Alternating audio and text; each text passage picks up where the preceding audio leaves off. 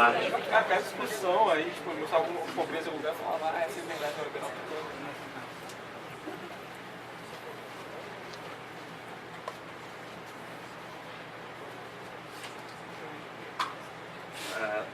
Boa tarde, pessoal. A gente vai começar aqui a última palestra, o último painel da conferência.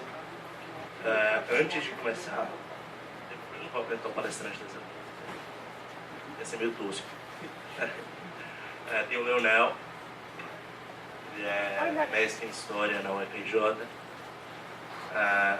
E o Leonel, assim como eu, faz parte de um grupo chamado Mercado Popular.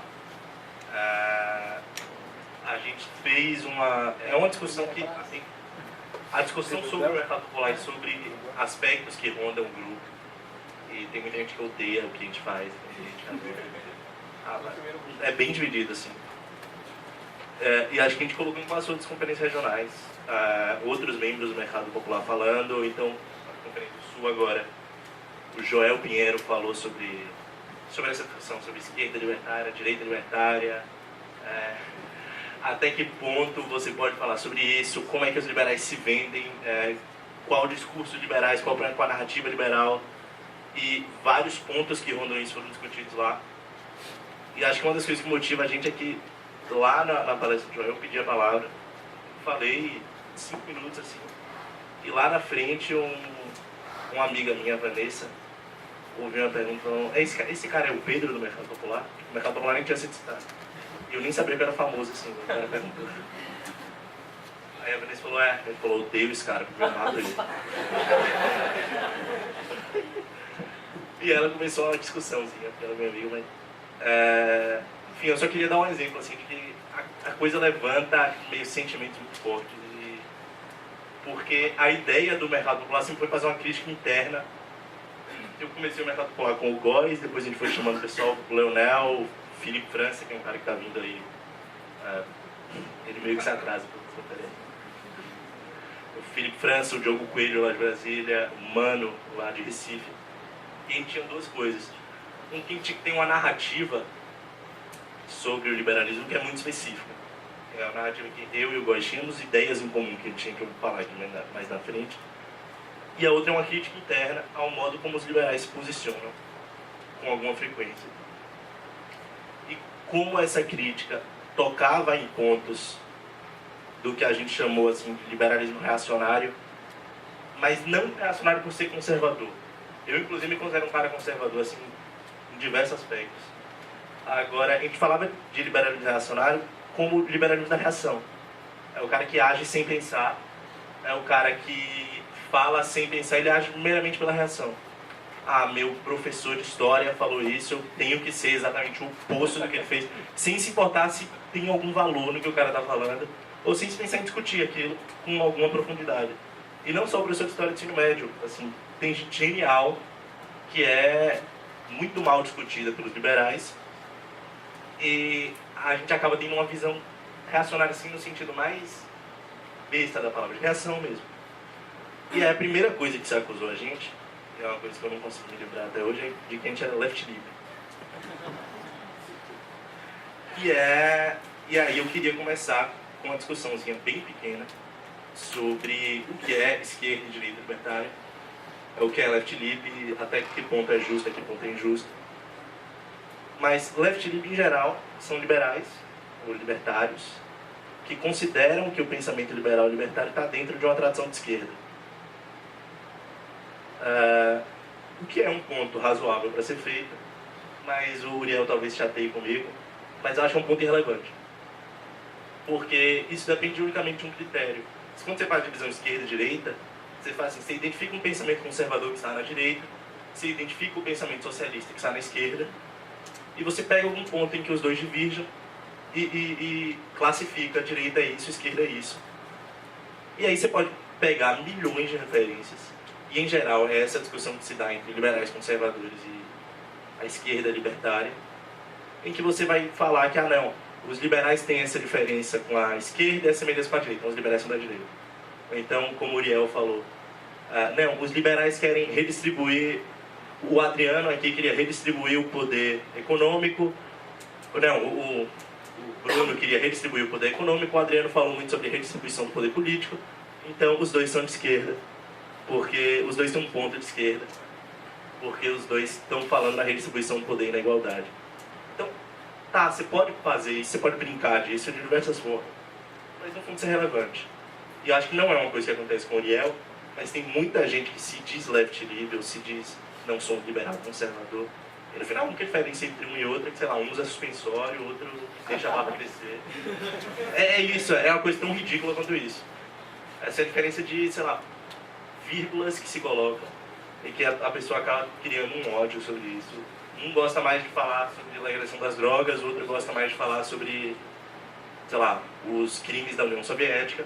Mas um é completamente contra os crimes da União Soviética, o outro também acha que a política de proibição das drogas tem danos graves, só que um prefere falar de uma coisa, outro prefere falar de outra. E você acaba criando uma distinção que não existe. Mas tá,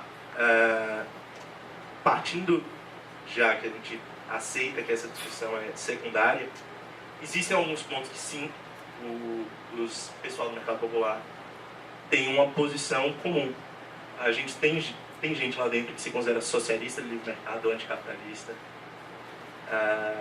É um cara, inclusive, que mora na terra do Lula, ABC.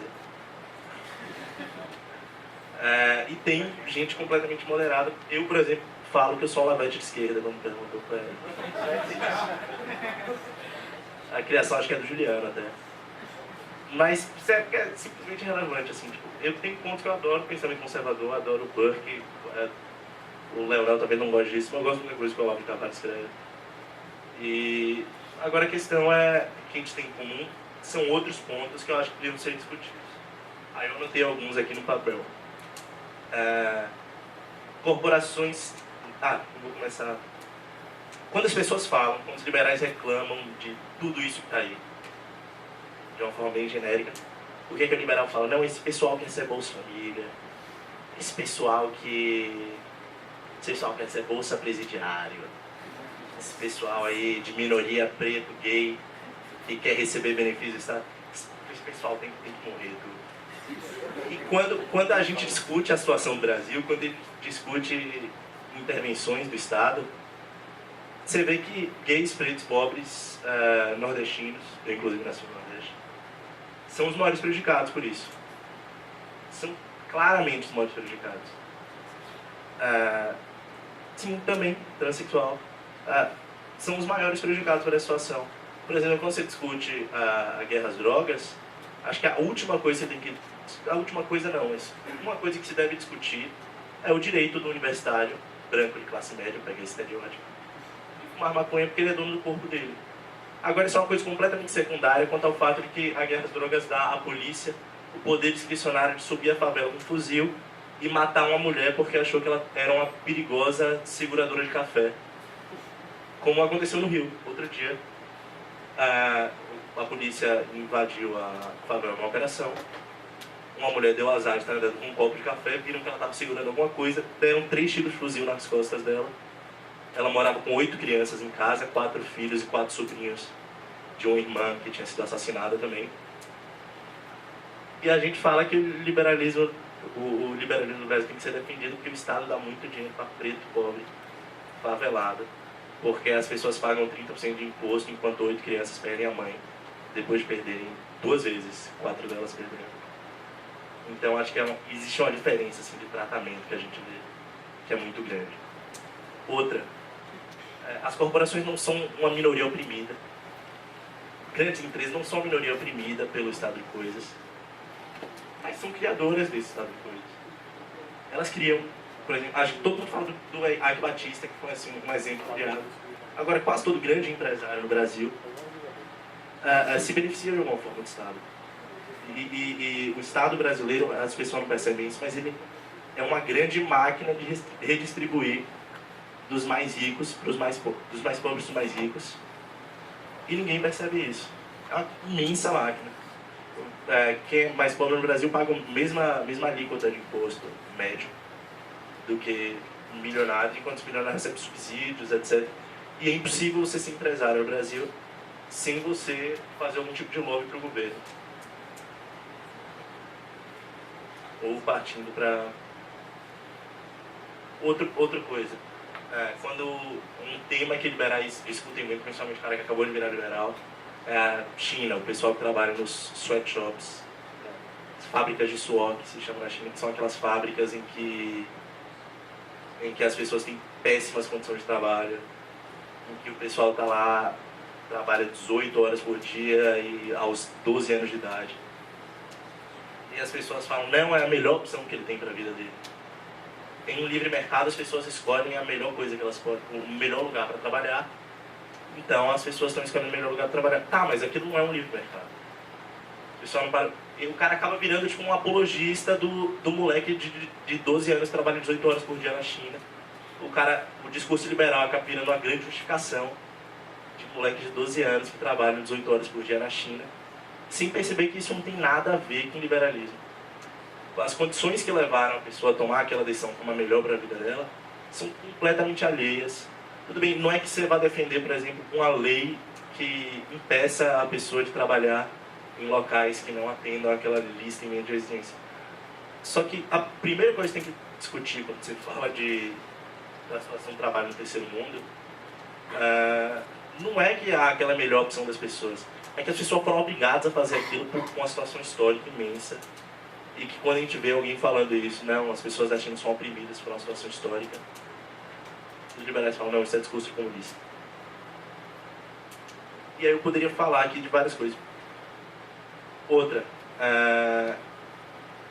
é inegável de que boa parte das pessoas estão aqui são de classe média alta, até porque quem tem acesso a alguma educação de qualidade, quem tem acesso à formação no Brasil alguém aqui nunca ouviu falar na história, alguém que desconhece completamente, está ouvindo como novidade, a história do cara que compra iPhone nos Estados Unidos, ou pede para o amigo comprar iPhone nos Estados Unidos, ou outro eletrônico desse tipo. Aí a gente olha a manchete de que o Brasil é o país mais protecionista do mundo, fala, não, a classe média, isso, né? E a gente olha para fenômenos como funk e ostentação, por exemplo. A gente não percebe que funk e ostentação é claramente criado por protecionismo. Produtos de marca no Brasil são acessos da classe média que pode pedir para o amigo que vai para a Disney colocar ali no fundo da mala um iPhone, e se cria um abismo social, além do abismo de renda, você tem um abismo de consumo. O cara que pode pedir para o amigo, o cara que pode comprar o iPhone no shopping, o cara que não tem tanto dinheiro, mas pode pedir para o amigo que vai para Miami colocar um iPhone ali no fundo da mala, por um pouco menos. E o cara que não tem nada vai ter que fazer um fã de ostentação para poder mostrar que ele também tem. Aí depois ele devolve, porque é alugado para ele fazer o clipe. Então, essa era a ideia principal, mostrar que o que a gente precisa discutir, acho que as discussões que se colocam, são muito mais amplas do que o discurso padrão do liberal brasileiro. Isso se dá... Eu fiz aqui uma lista, mas como a gente está com o tempo corrido, eu vou tentar diminuir o que eu tinha para falar, para tentar abrir um espaço para perguntas e discussão, que eu acho que é a parte mais importante numa discussão como essa, que é de crítica interna. Mas tá, acho que vale terminar com isso, que é a diferença de quando eu falei lá do rapaz que é socialista de livre mercado, anticapitalista. Quando eles colocam como anticapitalista, ele fala basicamente, ó, existe o capitalismo, existe o socialismo, existe o livre mercado, que é outra coisa. Então não venham falar de... Não vamos defender o capitalismo como se a situação atual que tem é muito melhor do que um socialismo pleno, como em Cuba ou na União Soviética. A gente não vive num livre mercado, a gente não vive numa situação que a gente possa defender como uma situação liberal, como um estado de coisas liberal, para a gente ter tanta paixão pelo capitalismo. Vamos manter o capitalismo no Brasil. Que capitalismo? E quando eu falo do estado de coisas do Brasil, eu não falo da Dilma. Eu falo também da Dilma. Eu falo da CM, do Partido da Frente Liberal, que durante 35 anos ele foi senador, governador lá na Bahia, que é o meu estado natal. Ele fez tudo que o PT faz em âmbito federal, ele fez lá em âmbito estadual de forma muito mais cruel. Mas ele era do Partido da Frente Liberal, então às vezes os liberais não tem tanta paixão ao falar disso. Mas eu não quero falar muito, eu quero mais deixar um espaço para perguntas. E fora que eu li o texto do Leonel, está muito melhor do que eu vou falar. Eu posso falar. Bom, opa, meio alto. Bom, boa tarde. Prazer falar na conferência da PL. Muito obrigado, Pedro, por me convidar. Eu vou ler o texto, eu sei que é um pouco mais monótono, mas eu juro que eu vou tentar fazer ele ser um pouco engraçadinho, que tem algumas interações com vocês. Bom, tem uma coisa que me incomoda quando a gente discute. Tem algo errado nesse...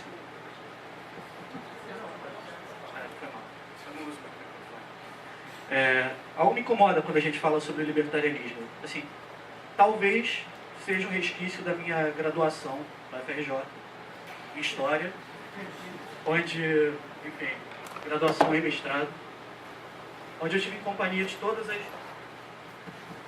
Eu baixei o volume. Eu juro que eu baixei o volume. Melhor. Leonel, Ok. eu baixei o volume. Onde eu tive em companhia na minha graduação em FRJ com todas as tendências da esquerda, dos trotskistas, maoístas e outros muito enfenados que eu já não sei em qual parte do espectro político eles estão. Enfim, talvez esse seja o primeiro incômodo, que vai ser um questionamento durante a minha fala. Bom, as ideias liberais sempre causaram calafrios na política brasileira, no discurso político brasileiro. O abolicionismo de Joaquim Nabuco foi influenciado pelas ideias liberais, obviamente, era um grande liberal brasileiro, e foi uma pedra no caminho dos senhores de escravos durante o Império.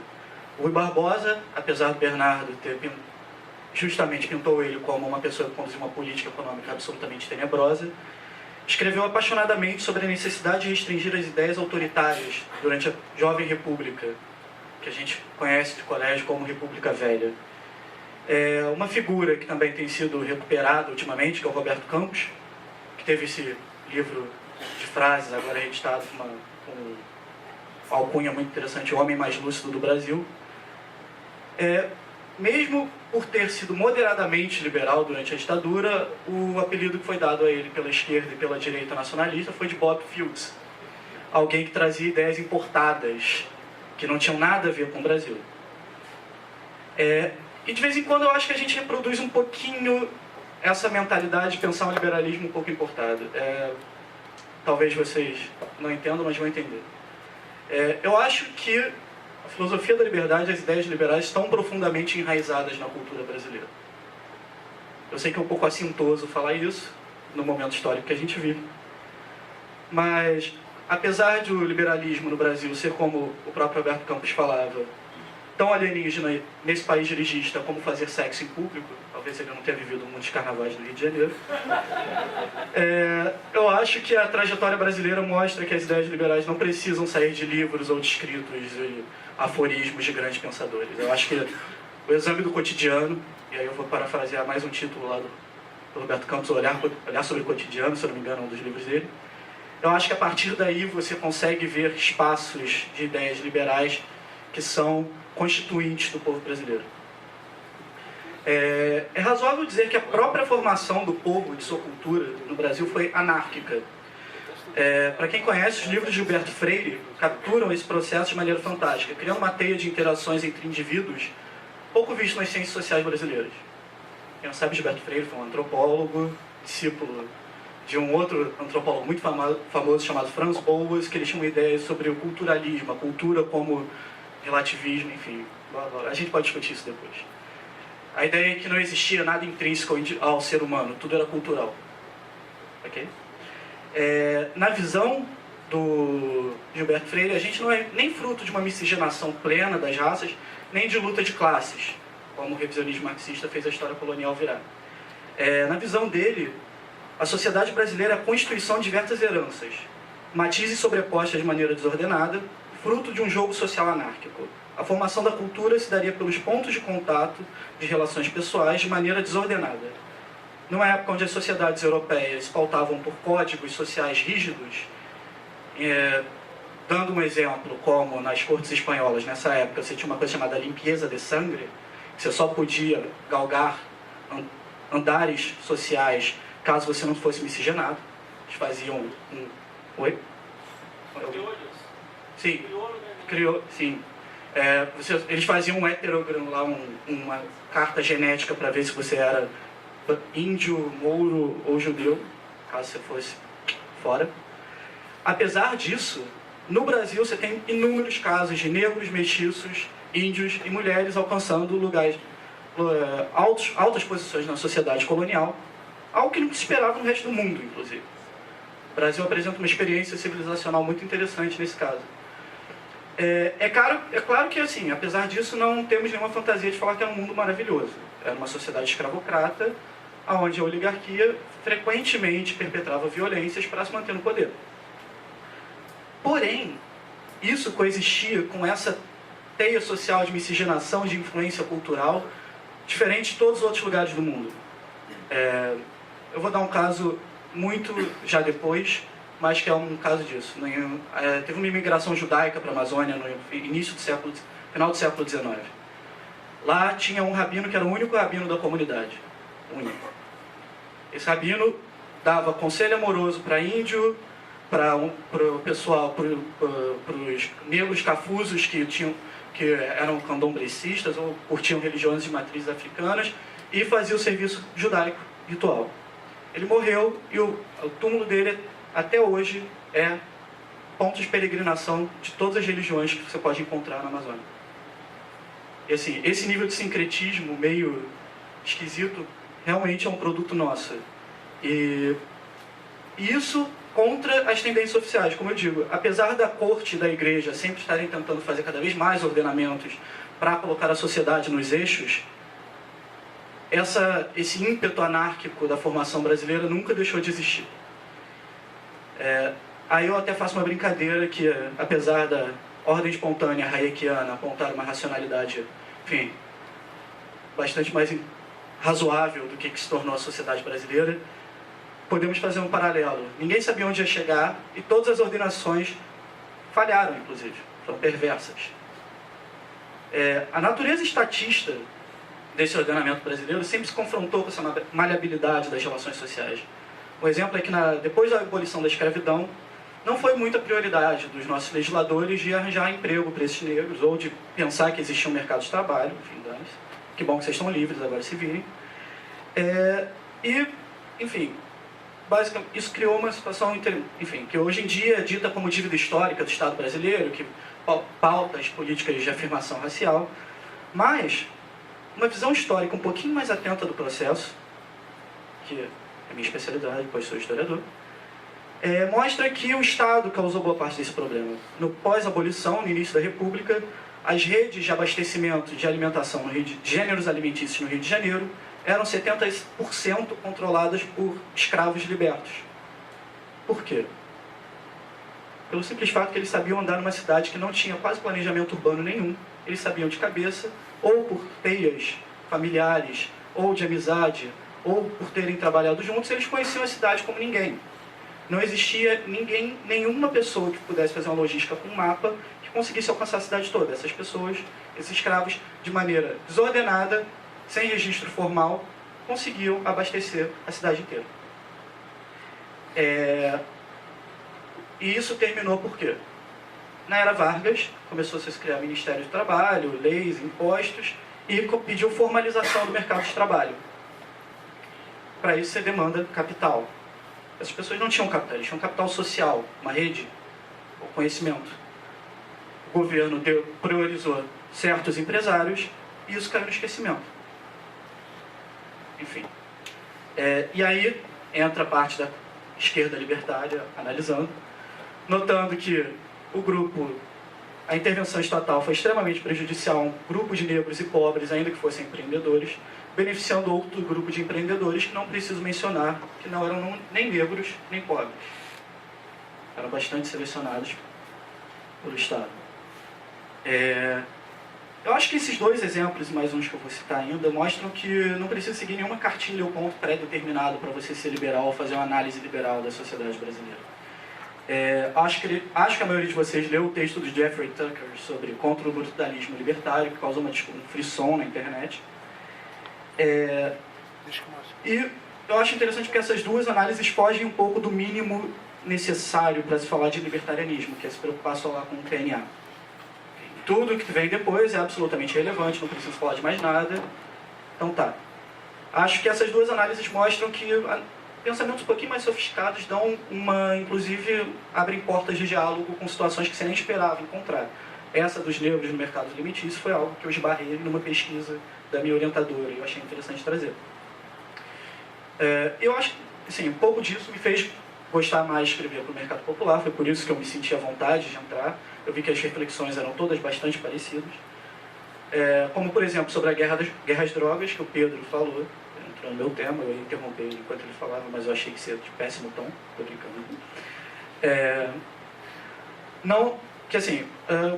É interessante porque a gente não precisa ir muito longe, a gente não precisa falar sobre o sistema de tributação de Hong Kong para falar sobre libertarianismo. Você dá uma volta aqui na rua, você consegue tirar vários exemplos.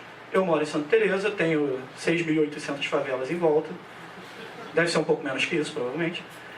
E, bom, não é nem um pouco, não é nada demais dizer que a guerra às drogas me afeta diretamente.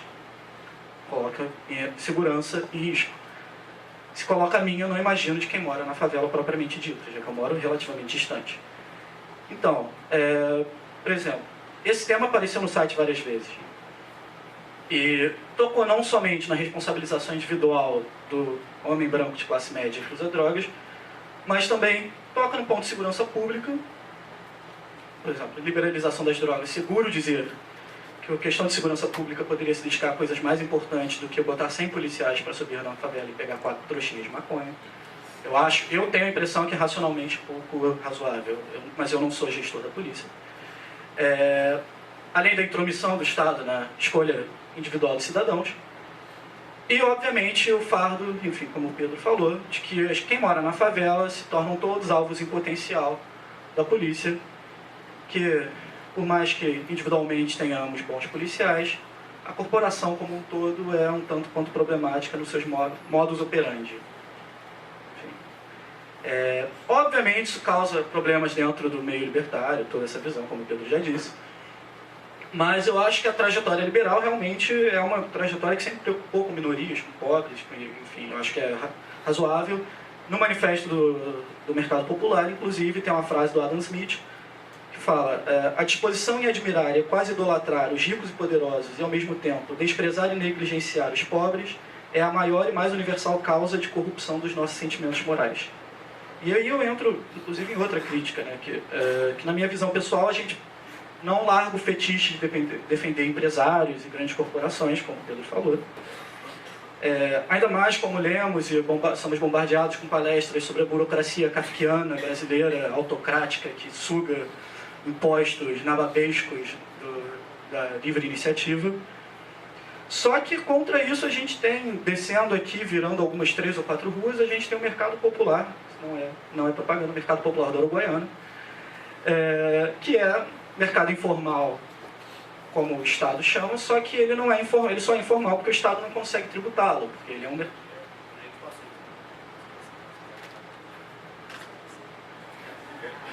Merchan. Enfim, o Mercado Popular da Uruguaiana, que é um exemplo incrível de livre mercado, na possibilidade que ele pode ser. É um mercado que, num espaço realmente muito menor, provavelmente, que o Village Mall, vai te oferecer coisas mais úteis, razoáveis e que você precisa usar naquele momento do que o Village Mall, e enfim. E todo mundo você vai achar de calçado, a barrinha de cereal, celulares de procedência duvidosa, infelizmente. Desbloqueio de Xbox, já usei várias vezes. E, enfim, comprar um Blu-ray, ou seja o que você quiser. Sim, e provavelmente se você não acha, o cara do lado vai fazer mais barato para você, e as coisas mudam de acordo com a moda. Teve uma época que todo mundo tinha narguilé, quando a Anvisa achava que as pessoas podiam fumar e não fazia mal. Então tinham 30 barracas de narguilé, infelizmente com a Anvisa enchendo o saco, tem 2. Mas provavelmente quando inventarem outra coisa para fumar, ou não inventarem, ou legalizarem, você vai ter outras barracas de coisas para vender, com certeza. Enfim, a gente não precisa ficar perguntando da livre competição da Apple com a Samsung, quem fez o celular com menor bateria e qual tem mais funções inúteis para você se divertir enquanto você está pegando o transporte no Rio de Janeiro. Você pode ir ali, você não precisa ler Revolta de Atlas para ver gêneros de grandes empreendedores. Acho que aqui no centro da cidade você tem muito mais John Galt e Dagny Taggart do que... Inclusive você não precisa ler 60 páginas de manual. Mas, bom, enfim, eu sei que essas discordâncias são normais. Como eu disse, eu fiz IFIX, eu vi todas as tendências de esquerda se odiando entre si. Sim, eles se odeiam entre si, por favor. Essencialismos são coisas horrorosas que a humanidade criou para fazer com que tudo fosse simples. Só que isso, obviamente, não deu certo, porque até 2014 as questões primordiais do mundo não foram resolvidas. Então, sim, o pessoal odeia o PSTU, e eles têm 6 tendências que se odeiam entre si. E o PT é considerado de direita, é um partido fascista. Enfim, o maravilhoso mundo da política partidária de faculdade. Graças a Deus, ela fica mormente dentro da faculdade, o mundo não é exposto à sua hidra terrível.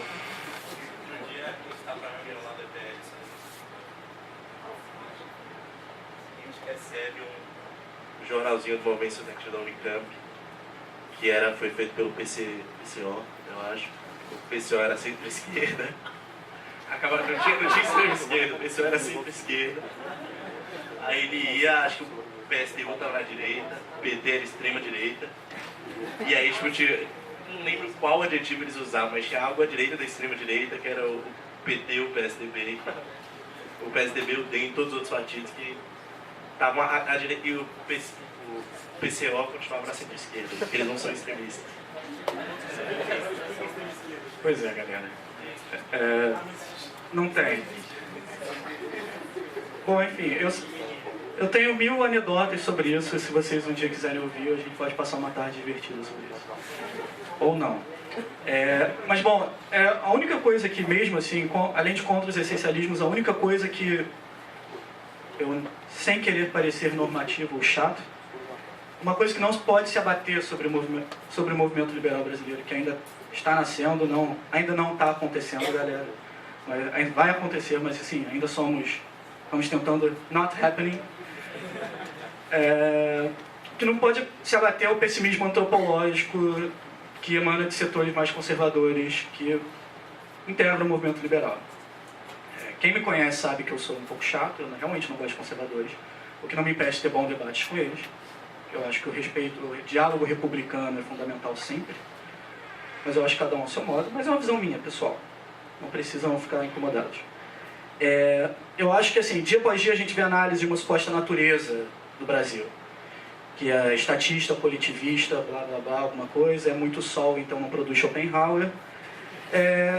Enfim, eu acho que tudo isso então seria, nossa, não existe liberalismo no Brasil, façam suas malas, vamos para Paulville, no Texas, onde todos podem ser Miami, ou seja onde for, ou lá pro Bundy Ranch, onde a gente se defende com armas dos feds. Enfim, então já falhou, porque o marxismo cultural venceu, o Gramsci venceu, inclusive vão ressuscitar Stalin, que vai suceder a Dilma. Não, galera, não é assim que funciona o mundo, pelo amor de Deus. Sim. O Foro de São Paulo, sei lá, a Nestlé, eu não sei mais quem vai inventar depois. Sei lá, tô brincando, gente, a Nestlé não faz parte, não. É brincadeira. Eu acho que essa visão reacionária, pessimista, é péssima e não vai levar a lugar nenhum. Nunca levou muito, assim, em nenhum movimento político na história. Sem um pouco de utopia e otimismo, ele não vai muito para frente. Ainda fica meio triste e tal, não tem vontade de fazer as coisas, obviamente. Eu acho que para empreender uma luta liberal você tem que ter um pouco de otimismo. Ontem eu perguntei para a primeira palestrante sobre o José Guilherme Melchior, que ela não citou. Eu sou um fã dele, enfim, boto frase dele, todo mundo curte no Facebook. Foi um diplomata brasileiro que infelizmente morreu muito cedo, deixando o movimento liberal e, enfim, se chama de direita política órfão de alguém muito inteligente. E ele não tinha o menor problema de dialogar com tendências opostas. Inclusive, um dos melhores amigos dele era o Leandro Konder, que é um comunista empedernido que, se bobear, vai falar que Marx errou no comunismo, porque, enfim, que anteriormente ele vai achar um autor obscuro, enfim, tô brincando. Mas, bom, o Melchior, um pouco antes de morrer, deu uma entrevista para a Veja, e a repórter pergunta para ele assim, como você se sente como liberal no século XXI? Eu vou citar a frase dele. Ele diz, eu me sinto um pouco como iluminista.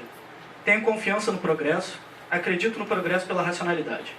Essa crença já foi característica dos socialistas, mas hoje os socialistas mais sofisticados abandonaram seu compromisso histórico com o evolucionismo. Direita e esquerda ficaram muito parecidos nesse aspecto. O repúdio aos tempos modernos.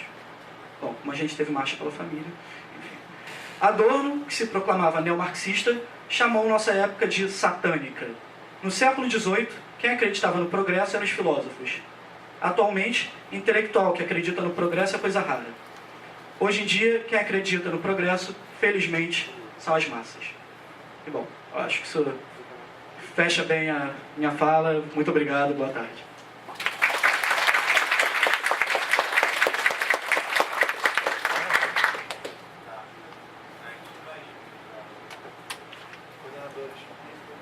Coordenadores locais. Isso vai apresentar? Claro que foi tirar foto.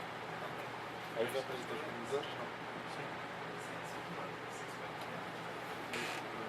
Se não apresentar coordenadores, pode apresentar.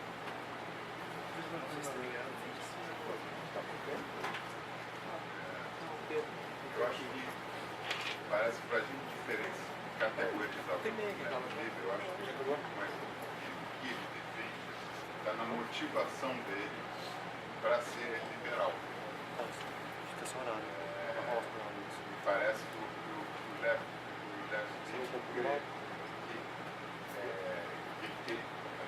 ele é liberal porque ele queria melhor para pobre que a liberalismo.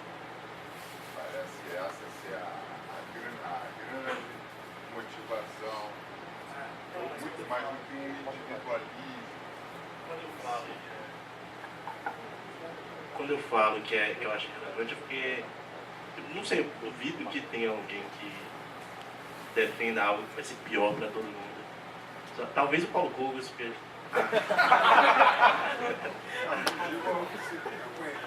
conheço Não, um foi... liberal, muitos já me disseram que não creem que possa ser melhor para pobre, mas eles acham que é materiais, né? Mas que o benefício é a própria liberdade, seria a própria liberdade em si. Só a própria liberdade seria já uma causa que sua tarefa já satisfatória, cara.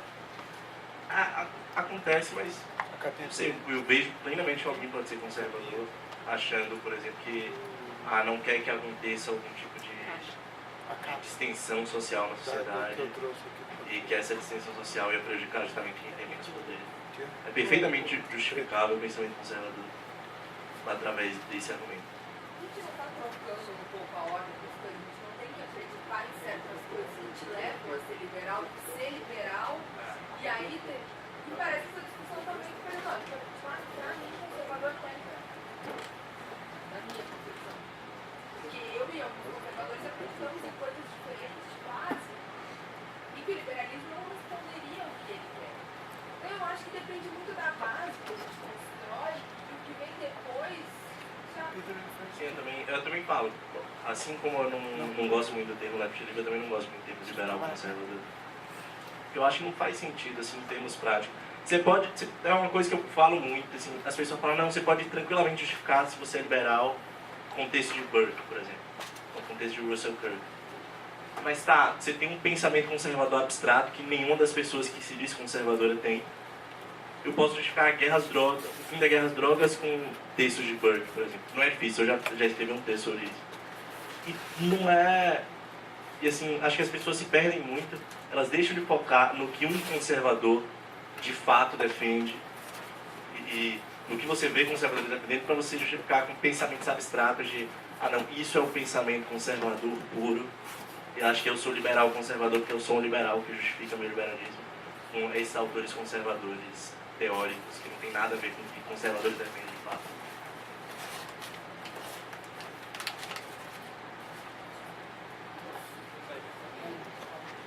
Eu já vou dar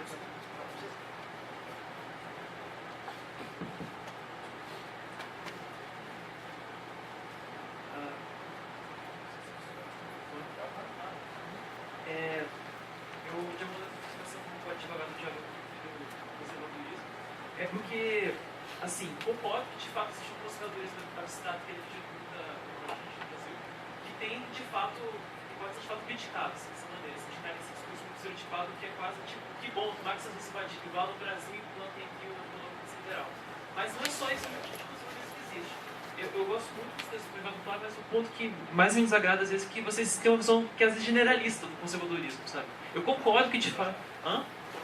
Sim, porque até eu acho que foi o Góes que postou uma vez no grupo lá da Aliança de Brasília, o texto lá do João Mauad, se não me engano, sobre eu achei esse texto horroroso, justamente porque tem uma visão muito estereotipada do conservadorismo. Você é muito do que isso. Pois é, porque, por exemplo, o próprio Gilberto Freire, com as ressalvas, é um tipo de conservador, que o conservadorismo tem também essa marca da ênfase do concreto, que eu acho que é um ponto que compartilha com o mercado popular, essa ênfase de tentar olhar para a Uruguaiana e ver que de fato tem relações econômicas, sociais, tem que ser analisadas lá, ao invés de ficar pensando numa mera questão ideológica, o que é o liberal, o que é o conservador, sabe? Essa ênfase do concreto que existe em parte do pensamento conservador, eu acho muito louvável e é um ponto que é digno de ser valorizado. E tem o Gilberto Freire, inclusive, eu acho que o grande contraponto do pensamento político brasileiro é entre ele e o Sérgio Buarque. E eu fico feliz de ver mais gente se aproximando do lado do Freire nessa história, porque o problema que o Sérgio Buarque criou, e com toda a tradição, tanto de esquerda quanto de direita do partido dele, foi esse pessimismo enorme em relação ao Brasil. Ou seja, que o Brasil já tinha nascido errado. De que o Brasil, pela herança ibérica, pela herança portuguesa, já era um país que não tinha salvação. E a salvação seria, no máximo, importar coisas estrangeiras. E o Gilberto Freire traz justamente esse elemento que eu poderia chamar, sei lá, de ressentimento positivo, de, tá, a gente não é que nem os americanos, nem que nem os ingleses, mas nós temos coisas positivas nossas que nós podemos valorizar. Essa ênfase na nossa tradição própria, nos nossos costumes próprios, eu acho muito digno. Aí... Não sei, bom, enfim, você tem Eu tenho um ponto que é do início que você falou, que é um pouco do que eu falei pra Mariana, que é... Eu ia até escrever alguma coisa sobre isso, mas eu fiquei conversando com o Góes no Skype. A ideia central que eu acho sobre quando a gente fala de conservadorismo, esse tipo de coisa, é que você tem que diferenciar o conservadorismo. A ideia que eu tive era de diferenciar o conservadorismo formal do conservadorismo real, para puxar uma coisa que é bem marxista, do formal e do real. E o conservadorismo formal seria o quê? Seria o livro de Burke. O conservadorismo real seria Bolsonaro. É uma coisa bem assim.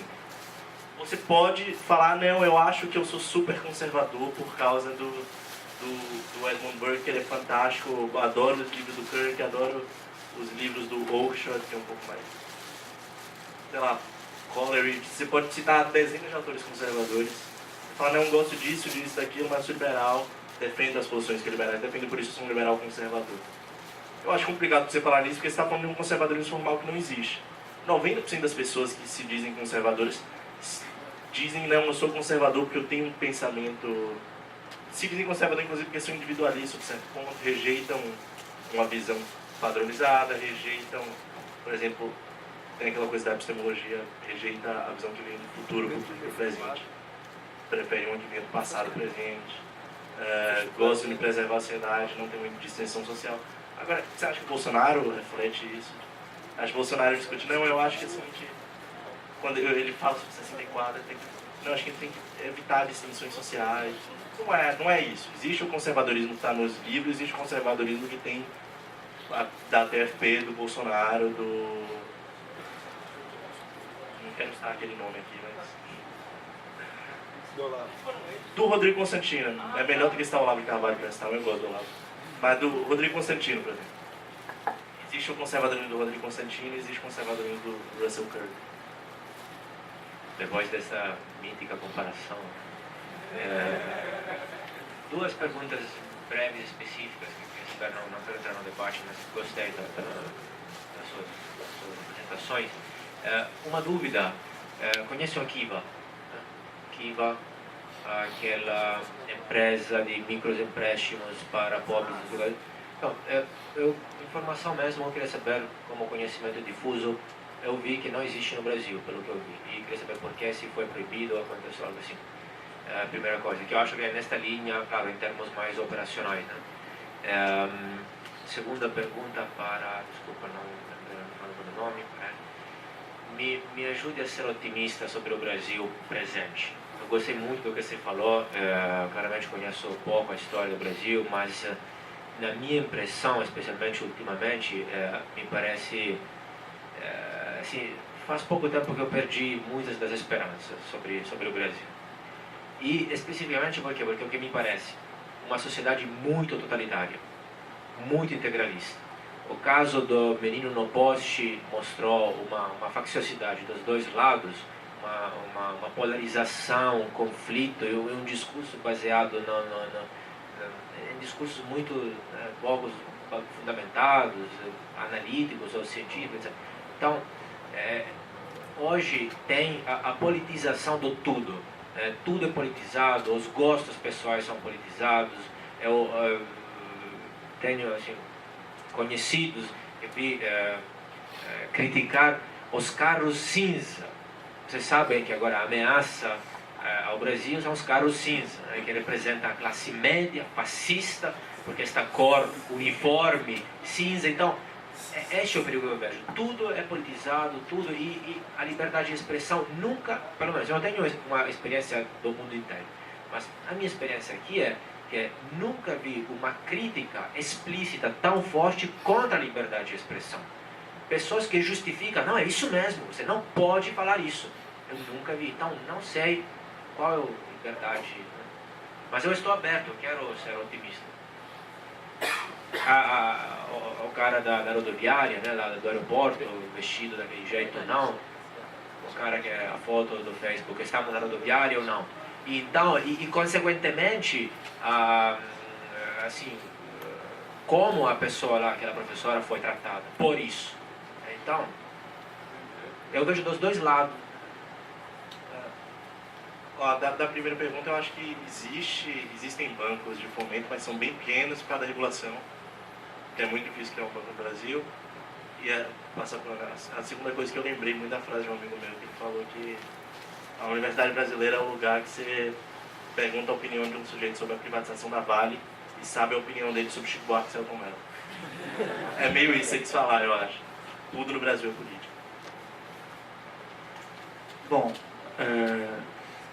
a primeira parte, eu tenho várias citações engraçadinhas, mas bom, sobre a politização, o Melchior tinha uma crítica nisso ainda nos anos 90, que falava que o Brasil, o problema é que até os apriorismos são ideologizados, então, realmente, e ainda mais, enfim, eu vou soltar um pouco do ranço da esquerda nessa análise, mas como a classe média tem seus diplomas universitários como troféus, enfim, eles gostam de marcar muito bem sua posição.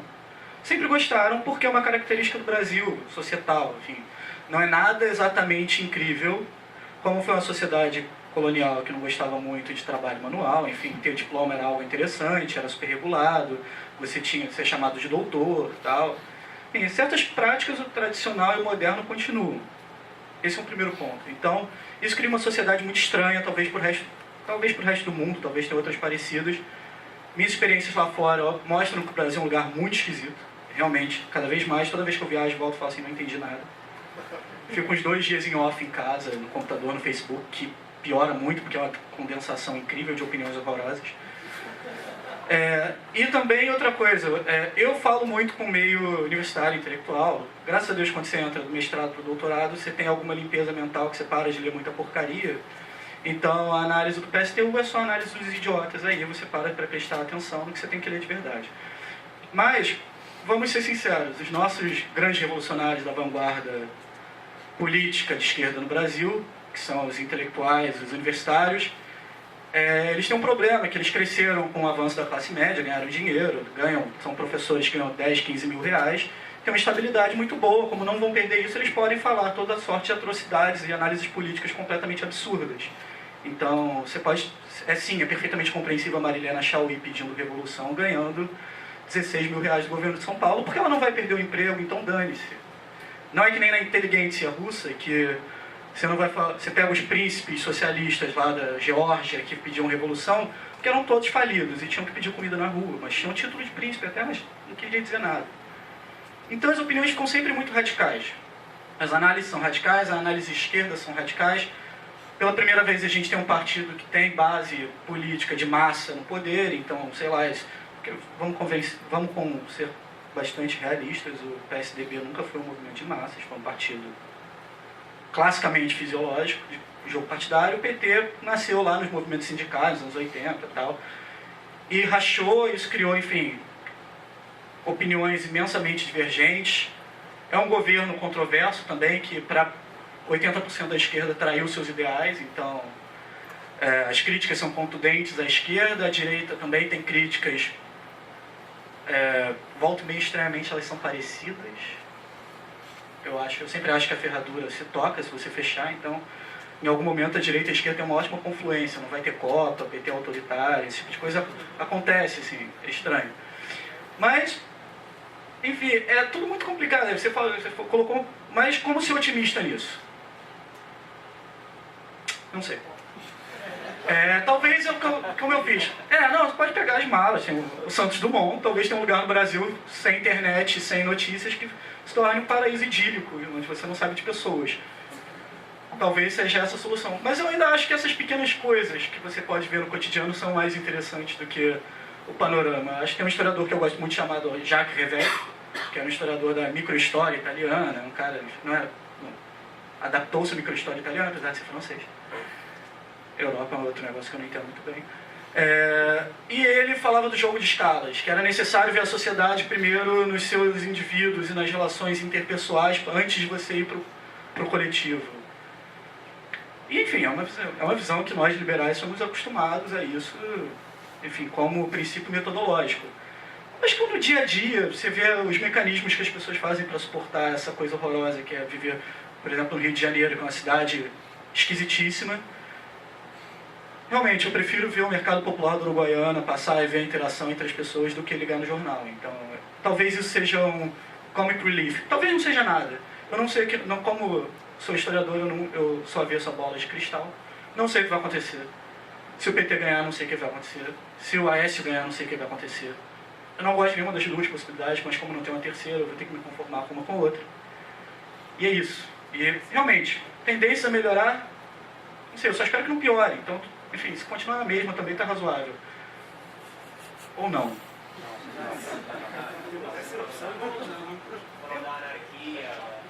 Bom.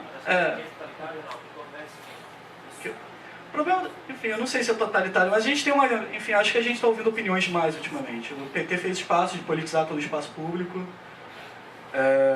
Como eu disse, pela primeira vez a gente tem um partido político de massa no poder. E esses partidários estão todos empolvorosos, são ex-partidários também. Tem uns que não largam o osso, tipo uma mulher que eu adoro, a Maria da Conceição Tavares, que é economista do PT, que já, enfim, já falaram, minha filha não deu certo, volta para Portugal e tal. Ela não vai, tá ali dando aula na FRJ, até hoje não largou e acredita que o PT vai fazer uma parada maneira. Enfim, já... Tadinho. Tem outros aí, Delfim, tá, essa galera, enfim, dinossáurica da política brasileira. Eu não sei, terminar com o Estado brasileiro de hoje para amanhã, acho que não vai ser possível. Acho que, assim, meus caros partidários do anarcapitalismo vai rolar. Mas, enfim, eu estou sendo informado que nós estamos passando do tempo limite. Mas perspectivas de otimistas, eu acho que cada um vai criar a sua e ver a maneira mais razoável de pensar nelas. Enfim, isso